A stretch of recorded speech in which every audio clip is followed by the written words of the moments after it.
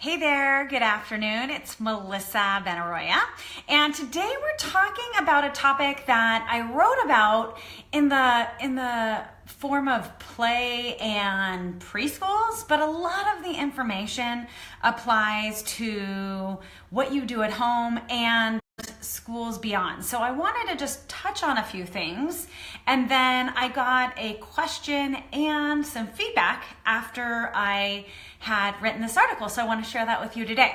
So one thing I want to note about play is that it is essential to your child's physical, intellectual, and social development. So in order to develop these skills in these areas of their life, they really need to learn to play, because really that is the work of children. This is how they learn, not by teaching them to repeat numbers or draw certain colors, but it's really just through their own experience of the world and not having a goal in mind, just totally free and without intention.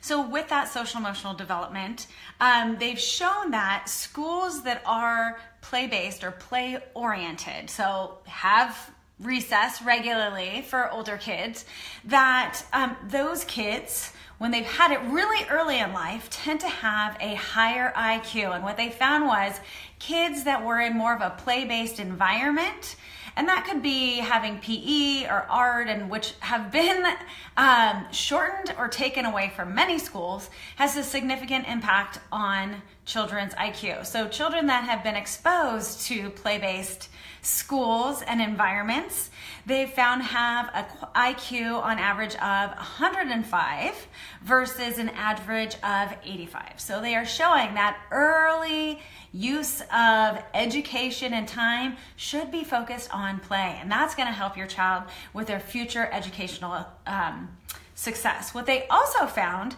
just in general across kids, so they weren't in like any specific type of group in setting, is that those kids that didn't have as many outlets to play tended to have higher test anxiety.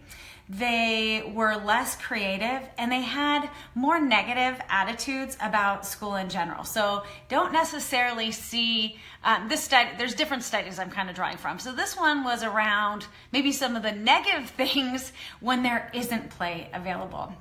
One last thing I wanted to share in thinking about how you incorporate play into your day, into your child's life, is that many times what you see as a child gets a little bit older is moving away from free play and more to structured team sports. So with that, it's great to learn to be part of a group, but what they learn during that period of time is not to think for themselves, but follow an adult. And when you are following what an adult tells you to do and falling within this structure, you're less likely to use your creative brain. So we want, especially early on, to develop this creativity and take risks. And really taking risks is an opportunity to build that creativity.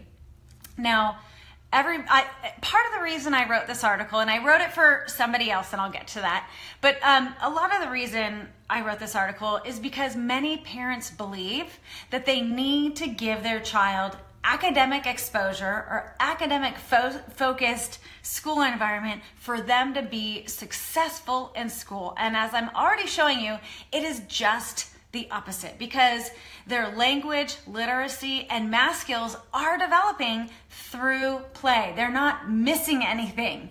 So I just want to remind you that, remember that IQ I talked about, kids are going to have greater success later on that if they have that play incorporated, free play incorporated into their life. So it is not necessary to send a child to an academic preschool or pre-K, because you're actually not giving them the best or the right tools to enter a kindergarten classroom or older. What they need to learn is how to be part of a group, how to stand up for themselves, how to make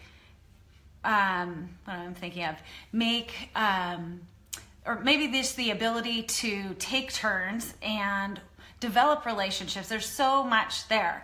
And also, it creates a space where they learn to share and show their emotions and build the skills to problem solve. So that doesn't necessarily always happen as much in an academic-based preschool. So there's a lot there that can be developed through play.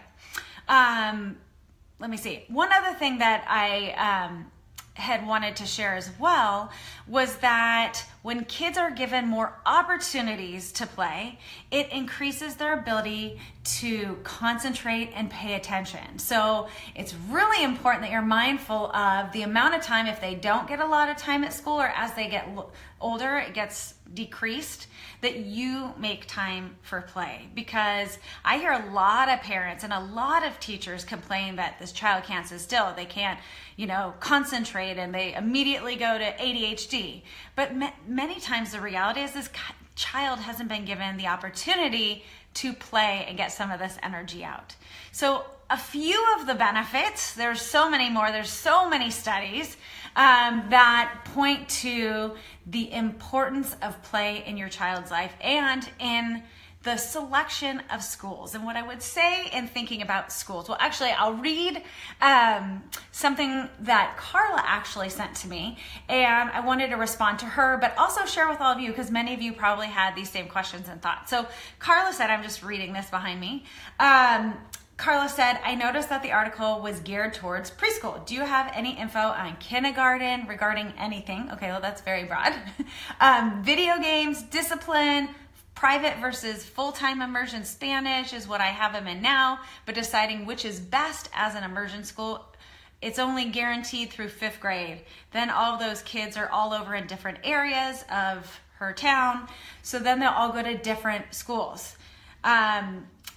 Having him go to a Christian school and grow with all those same children through 12th grade, through the same kids from 1st grade. So this wasn't all put together. I think she just ran through this. So thinking about the difference between keeping your child in a school that only goes to a certain point and then having to transition to a new one where they may have to make more friends, or finding that environment where they can stay throughout their educational career. So a few things. Yes, I'm going to start at the beginning. I think with kindergarten, many times you have a local school, but there are also times where you can access an additional school in the school district. Like you talked about, a Spanish immersion would be kind of a selection school, and many times you have to apply for those. So if you're choosing to do public, you kind of have just a few choices. Preschool, obviously, you have unlimited choices, and I know here in Seattle, there's probably too many, which creates anxiety for parents and overwhelm. And this is all about the parents and nothing about the child, because most children will thrive in any setting. So that's why I want you to think about the role of play when you're looking at schools. And if you are in a very structured school setting, kindergarten and beyond, making sure there is open windows of time throughout your week after school for your child to just play and be creative. So the next one was video games. Absolutely. So I have I'm trying to think, a blog post I wrote was like screens, apps, and phones, oh my, or something. So I talk a lot about screens and video games, and then I think I also gave you a download to create your agreement with your child. It's kind of fill in the blank, and you don't have to use it, but it'll give you some ideas to get started. So that is a whole big topic on its own. Then you talked about discipline. What's the right discipline? Well, I will tell you I have about, 20 articles on all different ways that we can incorporate discipline by sharing power and control, being very clear and concrete, teaching kids how to manage big emotions. So I suggest going through the Childproof Parenting blog and picking out the ones that are most relevant for you, because there's a ton there. And then you asked about the private versus full-time immersion in Spanish. And this is a point where I think you need to think about what your values are and what works for you and what the best setting is for your child. And it's different for everybody. So there's not one that's better than the other necessarily, but there may be ones that are better for your particular child. So what I would say is, if you're thinking about looking at different schools and where you'd like to be, go visit those schools, walk around those schools, talk to teachers, talk to parents there.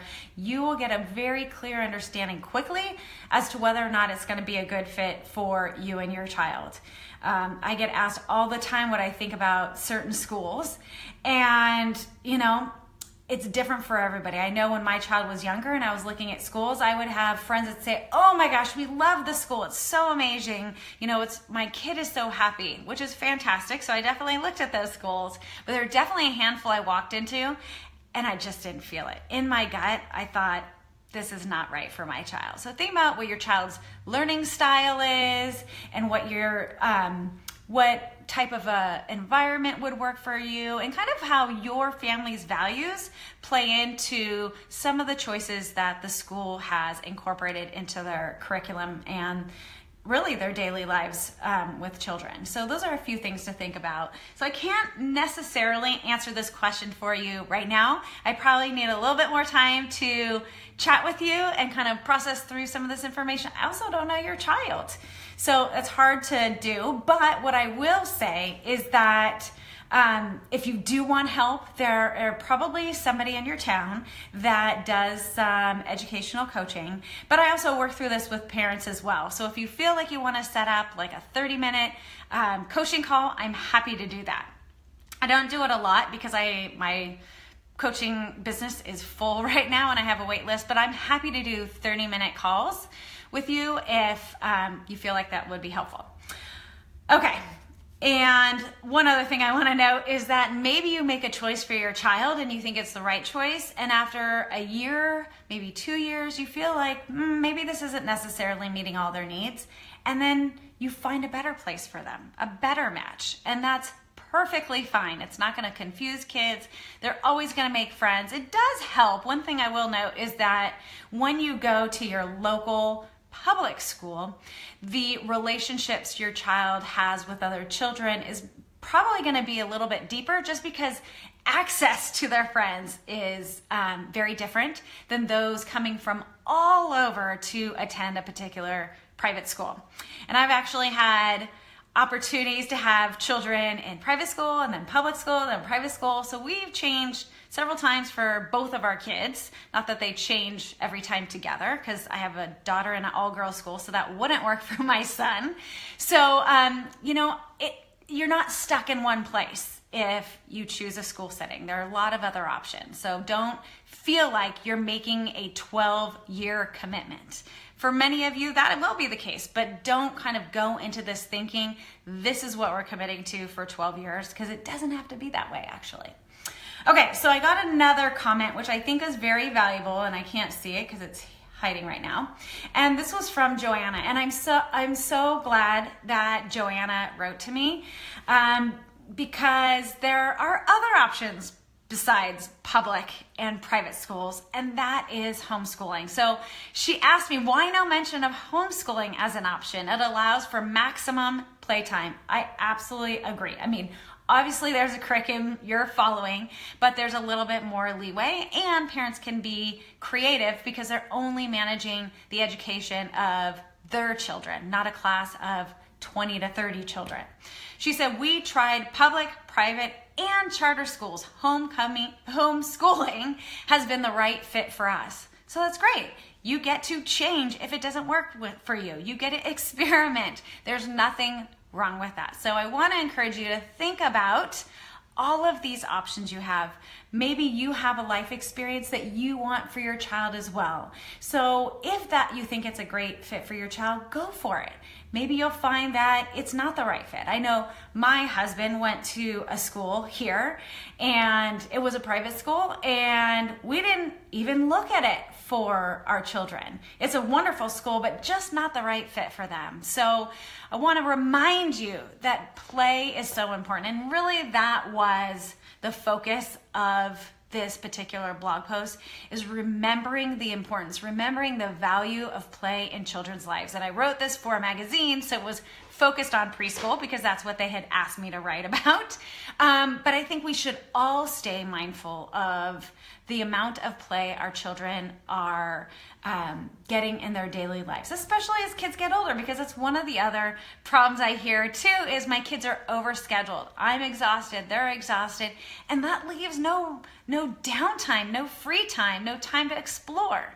So thinking about your schedule and your child's schedule, and if they have 5 activities, 5 days of the week, then maybe you rethink it and you have your child pick their top 3. And if they choose their mind, they can go back to one of the others.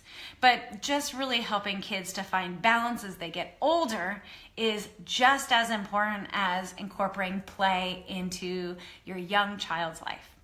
All right, well, I did not see any additional questions pop up, but I am going to post a link to that blog below. So if you want to check it out and read it, please feel free to go ahead. Or if you have a friend that you think would find it valuable, feel free to share the link with them. All right, everyone. Well, I am going to sign off right now.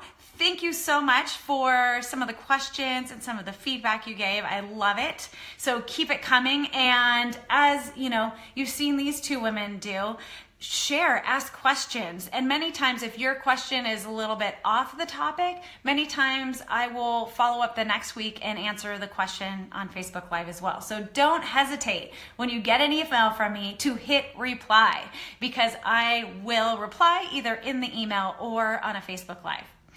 All right, well, have a fantastic weekend. Hopefully you are on my mailing list, because I have a discount for you on the summit that will be taking place the beginning of April. You can get in early and save an additional $10, and I see many of you have already taken advantage of that. But this offer is only available through Sunday, which is March 5th. So the summit starts in April, but you will have access to enroll at a discount through March 5th. And I can put a link below if you are interested in that.